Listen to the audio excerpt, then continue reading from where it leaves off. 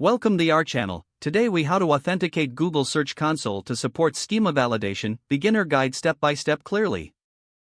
To authenticate Google Search Console for schema validation, begin by visiting the Google Search Console website.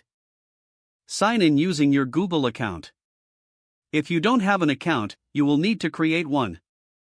Once logged in, click on the Start Now button. You will see a prompt to add a property. Enter your website's URL in the provided field. Make sure to select the correct protocol, either HTTP or HTTPS. Click on the Continue button after entering the URL. You will be presented with several verification methods. Choose the HTML tag method for this process. Copy the meta tag provided for verification. Now, open your website's content management system or HTML editor.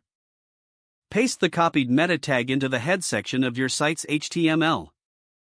Save the changes you made to the site. Return to the Google Search Console and click on Verify. Google will check for the HTML tag you added. Once verification is successful, you will see a confirmation message. Now, you can access the Search Console dashboard. From here, navigate to the Enhancements section on the left menu. Select Schema to view validation options. With your site authenticated, use the tools provided to validate your schema markup. Explore the recommendations and fixes suggested by Google. Implement any necessary changes on your website. Regularly check back for updates on schema validation in the Search Console.